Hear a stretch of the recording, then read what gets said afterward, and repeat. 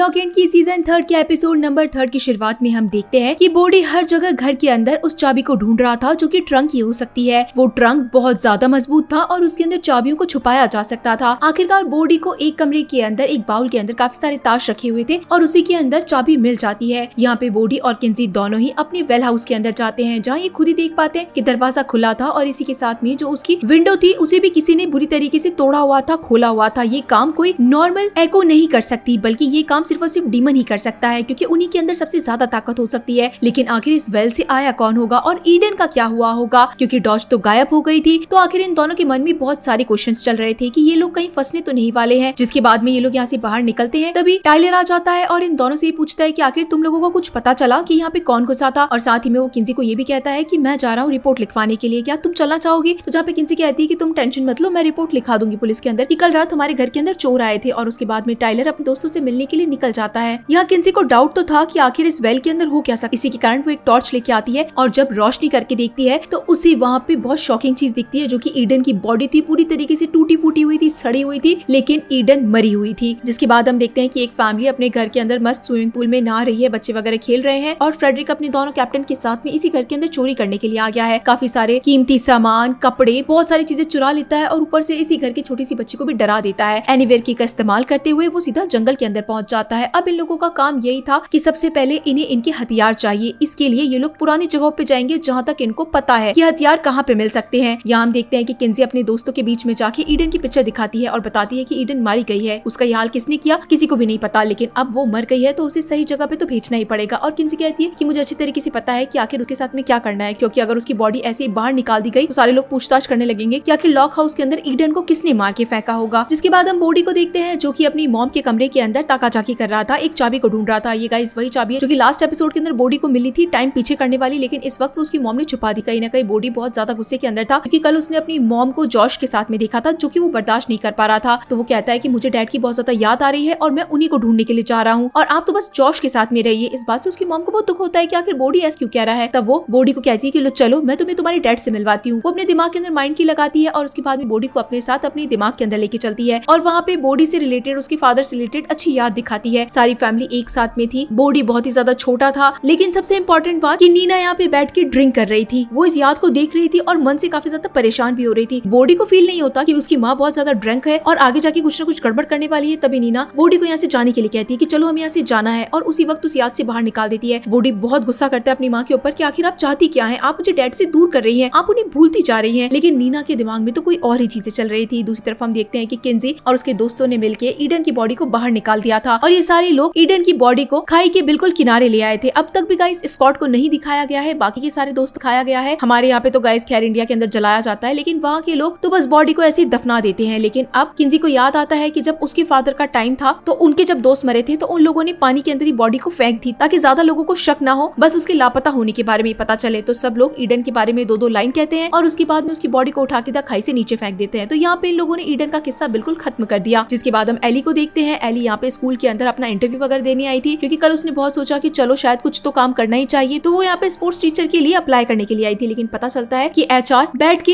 Eli की gossiping कर रही थी और कह रही थी कि एली दिमाग से थोड़ी सी पैदल है, उसे कुछ तो बीमारी हुई है और वो सारे लोगों के बीच में ठीक नहीं है। यही बात गलती से एली ने सुन ली थी और उसे ये बात इतनी बुरी लगती है कि वो सामने ही जाके बोल देती है कि अगर तुम्हें कुछ फील होता है तो मुझे आके बोलो, मैं कहीं गई नहीं थी और अपने बेटे को छोड़ के कभी भी नहीं जाऊंगी। अब उसे ये जॉब करनी ही नहीं थी, जिसके बाद वो यहाँ से चली जाती है। हम यहाँ पे टाइलर को देखते हैं जो कि अपने सबसे पुराने दोस्त लोगन से मिलता है, उसे बातचीत करता है, बताता है कि आखिर वो अभी कहाँ पे रह रहा है, किस तरीके की जॉब कर रहा है। तभी उसके पास में उसी लड़की का मैसेज आ जाता है जिसने उसे काम पे रखा था। तो टाइलर कहता है कि नहीं, उस लड़की से मेरी कुछ नहीं बनती है, बस हाँ वो मेरे साथ काम करती है तो हम एक दूसरे से बात करते हैं, आगे बढ़ने के बारे में तो मैंने कुछ भी नहीं सोचा। इसी वक्त टाइलर और लोगान को यहाँ पे जॉश मिल जाते हैं जो कि इन दोनों को ही पार्टिसिपेट करने के लिए कहते हैं इनके आने वाले एक प्ले के अंदर। तो लोगान तो यहाँ से निकल जाता है, लेकिन टाइलर कहता है कि कोई दिक्कत नहीं है, मैं आपके साथ ये प्ले करने के लिए तैयार हूँ। जिसके बाद हम नीना को देखते हैं जो कि फिर से एक बार अपनी यादों के अंदर चली गई थी और उसी मेमोरी को आगे कंटिन्यू करती है। उसे पता चलता है कि वो हद से ज्यादा पी रही है, बच्चों के साथ में अच्छा बिहेव नहीं कर रही है और इतना ज्यादा पी ली थी उसने कि उसके नेक्स्ट डे के बच्चों के जो भी फंक्शंस थे वो उन सबको मिस करती जा रही थी। यानी कि उसके बच्चों का स्कूल के अंदर प्ले था, अलग अलग तरह की चीजें थी, तो वो सब कुछ रैंडल ने अकेले हैंडल करा था और नीना बस नशे के अंदर धुत होके पड़ी रहती थी। उसे कोई मतलब नहीं था बच्चों से और बस बच्चे ऐसे ही बड़े हो रहे थे। इसी के साथ में हम टाइलर को देखते हैं। जॉश उसे वॉर से रिलेटेड कई सारी चीजें बता रहा था और ऐसा लग रहा था कि जैसे टाइलर को भी इन सब चीजों के बारे में बहुत पहले से पता है। टाइलर कहता है कि मुझे नहीं पता, लेकिन लेकिन न जाने कैसे वॉर के बारे में बात करता हूँ तो मेरे दिमाग में काफी सारे फैक्ट्स अपने आप ही आ जाते हैं। इसी के साथ में वो एक ड्रेस भी देखता है। ये वही ड्रेस थी जो कि जॉश ने लास्ट सीजन के अंदर एक मेले के अंदर पहनी थी, लेकिन इसके ऊपर एक सिंबल लगा हुआ था। इसी वक्त टाइलर को सिंबल को देख के याद आता है कि उसने भी अभी कुछ ही दिनों पहले ये सिंबल देखा है। उसे याद आता है कि उसके घर के अंदर चोर घुसे थे और उनके ऊपर भी बिल्कुल डिट्टो यही सिंबल था। तो यहाँ पे जॉश कहता है कि इम्पॉसिबल, आज के टाइम में ऐसा सिंबल मिलना पॉसिबल ही नहीं है, आखिर तुम कैसे कह सकते हो ये बात। तो टाइलर कहता है कि मैंने खुद ने देखा है। इसी के साथ हम नीना को देखते हैं जो कि परेशान थी, अपने खुद के लिए कॉफी वगैरह बना रही थी और यहाँ पे किंसी आती है उसे ईडन के बारे में बताने के लिए और इसी के साथ में अपने भाई से रिलेटेड बात भी करने के लिए। लेकिन इस वक्त नीना इतनी ज्यादा परेशान थी कि किंसी की ना तो बात सुनती है ना ही उसे अपने बारे में बताती है कि वो क्यों परेशान है और वहाँ से बस चली जाती है। किंसी को समझ में आ गया था कि उसकी मॉम पक्का परेशान है। इसी के साथ हम फ्रेडरिक को देखते हैं जो कि इस वक्त स्कूल के अंदर घुस गया था और यहाँ पे बने हुए बक्से के अंदर कुछ सामान को ढूंढ रहा था। तभी यहाँ पे जॉश आ जाता है और कहता है कि सर आप यहाँ पे क्या कर रहे हैं और आप क्या ढूंढना चाह रहे हैं। तो यहाँ पे फ्रेडरिक बताता है कि यहाँ पे एक ड्रॉर हुआ करता था और उसके अंदर काफी सारे सामान रखे हुए थे, आखिर वो सारे सामान कहाँ पे। तो जॉश कहता है कि हाँ आपकी नॉलेज तो ठीक है, लेकिन उन सारे सामानों को तो आर्ट लाइब्रेरी के अंदर शिफ्ट कर दिया गया है, अगर आप वहाँ जाएंगे तो आपको वो सामान मिल जाएंगे। जहाँ पे फ्रेडरिक को पता चल गया था कि उसके जितने भी हथियार है वो सब कुछ लाइब्रेरी के अंदर है, तो सही जगह वही होगी ढूंढने की। इसी के साथ हम किंसी को देखते हैं जो कि एक बार फिर से अपनी मॉम के पास में बात करने के लिए चाहती है, लेकिन नीना दरवाजा खोल के कहती है कि मुझे थोड़ा पर्सनल स्पेस चाहिए, मुझसे अभी बात मत करो, मैं बहुत ज्यादा परेशान हूँ, और किंसी की मुंह पे दरवाजा बंद कर देती है। दूसरी तरफ फ्रेडरिक यहाँ पे अपने दोनों कैप्टन के साथ में लाइब्रेरी के अंदर पहुंच जाता है और उसके बाद में बिना रुके आगे जाने लगता है। इस वक्त यहाँ पे एक गार्ड भी था, लेकिन उसी टाइम बाय चांस वो लंच ब्रेक के लिए निकल जाता है, जिसके बाद तो फ्रेडरिक अपने दोनों कैप्टन को लेके सीधा उसी जगह पे चला जाता है जहाँ पे सारे के सारे हथियार रखे हुए थे। वो अपने सामानों को निकालता है, लेकिन अब तक यहाँ का केयर टेकर आ चुका था जो कि मना करता है फ्रेडरिक और इन दोनों लोगों को कि इन्हें टच करने की सख्त मनाही है, आप इन्हें टच नहीं कर सकते, आखिर आप इन्हें उठा क्यों रहे हैं। लेकिन इतनी देर में तो फ्रेडरिक और उसके लोगों ने बेचारे इस आदमी को जान से मार दिया था। जिसके बाद में हम टाइलर को देखते हैं और उसे ये लग रहा था कि शायद किंसी ने रिपोर्ट लिखा दी थी, इसी के कारण वो पुलिस स्टेशन जाता है और बाकी का फीडबैक लेने के लिए जाता है। लेकिन उसे पता चलता है कि यहाँ पे मोटू को मर गया है और इसी के साथ में उसकी बहन किंसी ने किसी भी तरह की कोई रिपोर्ट नहीं लिखाई है कि उनके घर के अंदर चोर घुसे थे। तो वो कहता है कि हो सकता है शायद कुछ गलतफहमी हो गई होगी, मैं अपने घर पे जाके बात करता हूँ। लेकिन इस बात से टाइलर को बहुत ज्यादा गुस्सा आ रहा था। जिसके बाद में हम किंसी को देखते हैं, वो कहीं ना कहीं अपनी वही चाबी ढूंढने की कोशिश कर रही थी जिससे कि शायद वो अपनी माँ की बातों को समझ सके माइंड की। लेकिन उसे अपनी माँ के कमरे के अंदर वो की नहीं मिलती है, लेकिन उसे बॉडी मिलता है जो कि एक की को ढूंढ रहा था। बॉडी अभी भी उसी की चाबी को ढूंढ रहा था जो कि टाइम के पीछे जा सकती है। अब बॉडी यहाँ पे अपनी बहन से यही बातें करता है कि उसकी माँ सबको भूलती जा रही है। तो किंसी उसे डांटती और समझाती है कि तुम पागल हो गए हो क्या, आखिर क्या बात कर रहे हो। जहाँ पे बॉडी कहता है कि तुम सब लोगों को जॉश बहुत ज्यादा पसंद है, तुम लोग डैड को भूल गए हो, तुम लोग चाहते ही नहीं हो उनके पास जाना। लेकिन किंसी उसे डांट देती है और वहाँ से चली जाती है। लेकिन बॉडी रुकता नहीं है और अपनी मॉम के कमरे के अंदर जाके याद करने लगता है कि आखिर उन्होंने चाबी कहाँ रखी होगी। तभी उसकी मॉम के ड्रेस के पर्स के अंदर उसे वो चाबी मिल जाती है। यहाँ पे दूसरी तरफ नीना बार बार के अंदर अपनी पास्ट की मेमोरीज में जा रही थी। आज से कई सालों पहले वो बहुत ज्यादा नशे में रहा करती थी, फिर चाहे वो कोई ओकेजन हो, बच्चों का बर्थडे हो या कुछ भी हो, वो बस नशे में रहा करती थी। बच्चे इस वक्त अलग अलग गिफ्ट्स खोल रहे थे क्रिसमस के, लेकिन गलती से उसने किंसी के ही बनाए हुए घर को, चॉकलेट हाउस को तोड़ दिया और उसके बाद में किंसी के ऊपर ड्रिंक भी ढोल दी। बेचारी किंसी रोती रोती अपने कमरे के अंदर चली जाती है। यानी कि बचपन के अंदर उसने अपने बच्चों पे बिल्कुल भी ध्यान नहीं दिया, सिर्फ रेंडल था जिसने बच्चों को संभाला था। और अभी इसी वक्त यहाँ पे किंसी भी आ जाती है, यानी कि अपनी माँ की यादों के अंदर। नीना उसे डांटती और कहती है यहाँ से जाने के लिए, लेकिन किंसी मना करती है कि ऐसा कुछ भी नहीं है, आप अपने आप को दोष मत दीजिए, अब जो हो गया सो हो गया, आप अभी सारी चीजों को ठीक कर सकती है। लेकिन नीना कहती है कि मुझे अपने आप को टाइम देने दो, मुझे इसे खुद फेस करना पड़ेगा, मैं उस वक्त होश में भी नहीं थी और मैंने तुम लोगों के साथ क्या किया मुझे कुछ नहीं पता और अब मुझे इसे फेस करना पड़ेगा। किंसी कहती है कि अगर आप ऐसी हालत में रहेंगी तो मुझे तो लग रहा है कि आप वापस से पीना शुरू कर देंगी, तो आप प्लीज अपने आप को संभालिए। लेकिन इस बार नीना ने सोच लिया था कि वो अपने बच्चों के साथ अच्छा बिहेव करेगी और बिल्कुल भी पिएगी वगैरह नहीं। दूसरी तरफ किंसी परेशान होकर बाहर ही बैठी थी। तब तक यहाँ पे टाइलर आ जाता है जो कि उसे डांटते हुए कहता है कि आखिर तुमने रिपोर्ट क्यों नहीं लिखाई। जहाँ पे किंसी कहती है कि मैंने जरूरी नहीं समझी, मुझे पता है कि घर के अंदर चोर घुसे थे, लेकिन इसके बारे में मैं तुम्हें नहीं बता सकती कि आखिर वो लोग कौन थे। जहाँ पे टाइलर गुस्से के अंदर कहता है कि मुझे सब कुछ बताओ, आखिर बात क्या है। लेकिन किंसी उसे बार बार में मना ही कर रही थी और इतनी देर के अंदर टाइलर की वापस से मेमोरी चली जाती है और उसे कुछ याद ही नहीं रहता कि आखिर वो किसी को कहना क्या चाहता है। किंसी इस बात से बहुत ज्यादा दुखी हो जाती है कि उसके भाई को कोई भी चीज याद नहीं है। दूसरी तरफ वापस से नीना अपनी एक मेमोरी देखती है जिसके अंदर वो रेंडल से बात कर रही थी। वो बताती है कि उसने कैसे पीना छोड़ दिया है और अब वो बच्चों के पास में जाने लगी है, उनसे नजदीक होने लगी है। क्या बच्चे उसे एक्सेप्ट कर पाएंगे, क्या उसकी गलतियों को माफ कर पाएंगे। रेंडल उसे बहुत समझाता है कि तुम बहुत अच्छी हो, तुम बच्चों के साथ कभी बुरा नहीं करोगी। और नीना का कहना था कि वो अपने हस्बैंड के बिना बिल्कुल अधूरी है, अगर वो नहीं होता तो शायद नीना कभी भी अपने बच्चों के पास लौट ही नहीं पाती। लेकिन फिर भी गाइस हुआ तो बहुत ज्यादा बुरा। रेंडल बेचारा मारा गया और नीना को और बच्चों को अकेले छोड़ दिया। इसी वक्त नीना के सर से की बाहर निकल जाती है और अब वो फाइनली ये चीजें सोच चुकी थी कि अब उसे पुरानी यादों में नहीं रहना बल्कि अब उसे अपनी नई लाइफ के साथ में चलना है। इसी वक्त वो किंसी से बात करने के लिए जाने वाली थी कि किंसी मैं बिल्कुल ठीक हूँ, लेकिन पता चलता है कि किंसी तो पहले से ही बहुत ज्यादा रो रही है। तब नीना पूछती है कि आखिर तुम्हें क्या हुआ है। किंसी बता देती है कि कैसे उसने टाइलर को डांटा है, टाइलर को मना किया है कि वो उसे कुछ भी नहीं बता सकती क्योंकि उसे पहले से मैजिक याद नहीं है और अगर जब जब भी वो उसे मैजिक दिखा रही है है तो वो बार बार में चीजें भूलता जा रहा है, ऊपर से वो मेमोरी की यूज भी नहीं करने दे रहा है। जिसके बाद में अब वो खुद अपनी माँ से पूछती है कि आप बताइए आखिर आपको क्या हुआ था, जहाँ पे नीना अब उसे चाबी लौटाते हुए कहती है कि अब मैं बिल्कुल ठीक हूँ और अब मुझे इस चाबी की जरूरत भी नहीं है। इसी के साथ हम बॉडी को देखते हैं जिसे टाइम ट्रेवल वाली की मिल गई थी और आखिरकार उसने उस घड़ी के अंदर जाके चाबी को लगाया, टाइम सेट किया और पुराने टाइम के अंदर चला गया। उसे लग तो रहा था कि वो अपने डैड से मिलेगा, लेकिन वो सीजन 2 के आखिरी एपिसोड से एक एपिसोड पहले के अंदर पहुंच जाता है जहाँ पर ये सारे लोग मिलके डॉज को पकड़ने वाले थे। लेकिन डॉज तो अपने दूसरे रूप के अंदर था। हंसता हुआ बॉडी ऊपर की तरफ आता है और कहता है कि डॉज तुम हार जाओगी और तुम में से कोई भी लोग टेंशन मत लो, डॉज आखिर के अंदर मारी जाएगी। इस बात के ऊपर डंकन कहता है कि क्या इसका मतलब है कि तुम्हें टाइम शिफ्ट की मिल गई है, चले जाओ यहाँ से, भागो यहाँ से। और तभी यहाँ पे डॉज कहने लगती है कि अच्छा तो इसका मतलब तुम्हें टाइम शिफ्ट की मिली है और इससे जरूर कुछ ना कुछ तो होता होगा, इसका मतलब है कि तुम्हें फ्यूचर भी पता होगा और अगर मैं मर गया हूँ तो इसका मतलब है कि मैं हारा भी हूँ, तो क्यों ना इसकी को एक्सप्लोर किया जाए। तभी यहाँ पे फिर से बॉडी खड़ा होकर हंसने लगता है कि अरे तुम कुछ भी नहीं कर पाओगे, तुम पक्का हार जाओगे। तभी डॉज अपना रूप बदलता है, अपने वापस से लड़की वाले रूप के अंदर आता है और उसके बाद में बॉडी के पीछे भागने लगता है। अब बॉडी को समझ में आता है कि अब वो यहाँ पे फंस गया है, अब तो उसे भागना ही पड़ेगा। बॉडी यहाँ पे फुल स्पीड से भागता है लेकिन डॉज ने उसे पकड़ लिया था। इसी वक्त यहाँ पे अलार्म बजने लगता है और जो बॉडी था वो अपने रियल टाइम के अंदर आने वाला था, लेकिन तभी डॉज ने उसके पैर पे हाथ रख दिया। अब इसका मतलब गाइस ये है कि अगर कोई भी किसी भी इंसान को टच कर लेगा तो वो प्रेजेंट टाइम के अंदर उसके साथ ही पहुंचेगा। यहाँ पे बॉडी तो पहुंचता है लेकिन सबसे खतरनाक बात कि प्रेजेंट के अंदर वो अपने साथ साथ डॉज को भी ले आता है। सेकंड सीजन में हमने देखा था गाइस कि डॉज को मार दिया गया है, लेकिन अभी इस वक्त वो डॉज को पास्ट से उठा के लेकर आया है और उसके बाद में वापस से बॉडी भागने लगता है और उसने नाटक किया था मरने का ताकि डॉज को लगे कि बॉडी इस जगह से बाहर निकल गया है। लेकिन डॉज पागल नहीं बनती है बल्कि नीचे से गिरे हुए बॉडी को उठाती है और धक्का मार के बाहर फेंक देती है। अब यहाँ पे गाइस क्या होता है कि बॉडी की आत्मा तो बाहर निकल गई थी और तभी यहाँ पे डॉज भी अपनी आत्मा को बाहर निकालती है और जैसे बॉडी और डॉज की आत्मा अंदर घुसती है तो डॉज की आत्मा पहले पहुंच जाती है, दरवाजा बंद कर देती है। इसका मतलब है कि बॉडी की जो सोल है वो बाहर रह जाती है और डॉज की सोल यहाँ पे बॉडी की बॉडी के अंदर आ जाती है। इसका मतलब है कि बॉडी अब ईवल बन चुका है और इसी के साथ में उसकी खुद की सोल भी उसके अंदर नहीं है और डॉज बाहर निकल चुकी है। तो सोचिए गाइस कितना कुछ हो सकता है, जैसे कि फ्रेडरिक भी बाहर है और डॉज भी बाहर है। तो चलिए फिर मिलते गाइस आप सभी लोगों से अगले एपिसोड, तब तक के लिए टाटा।